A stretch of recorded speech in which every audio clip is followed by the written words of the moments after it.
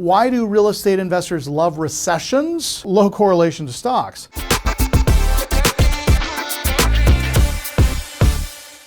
Historically, real estate has a low correlation to the stock market. That means that even if stocks are experiencing increased volatility because of a recession, there's very little carryover to the real estate market.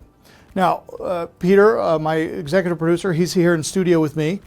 Peter, do you participate in the company's 401k plan? Yes. Have you looked at your statement recently? No, I can't. Because you don't want to cry? Yeah. Yeah, because the stocks, you guys, my 401k, from January of this year to present has dropped 32%. 32%. And yet my real estate and my rent still comes in every month. First of every month, I'm still getting my rent checks, okay? My vacancy rates are declining because people who thought they were gonna buy a home now have been priced out of the market. They gotta go rent. And so we are buying everything we can and filling it within days because the market needs rentals. People still need housing. Even when the economy is in a downturn, people still need a place to live. If demand for rental properties remains steady or even rises during a recession, and there's a limited supply of housing to go around, property investors are better positioned for steady rental income.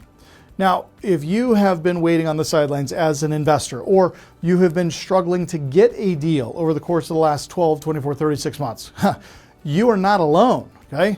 And unless you had all cash, you were really in a very competitive environment and buying anything was difficult. And making money on it was even more challenging if you didn't have cash. The market we're going into, guys, if you are backed by Kogo Capital Finance, you have cash, you have access to our capital.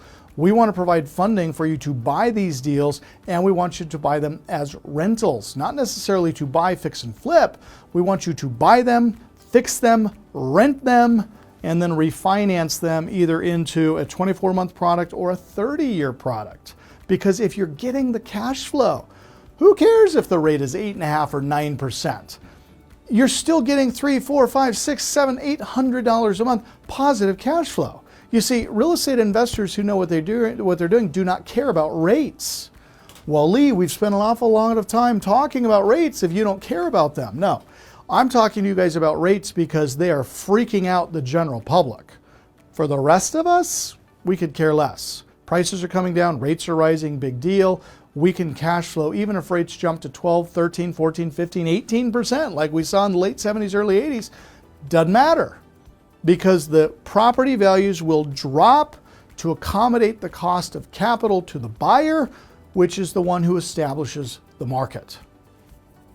Recessions create bargains. Bottom line, a recession doesn't automatically precede a drop in home values, but if a recession causes a hot housing market to cool off, which we're experiencing right now, that could open up opportunities for investors to purchase rental properties at a discount.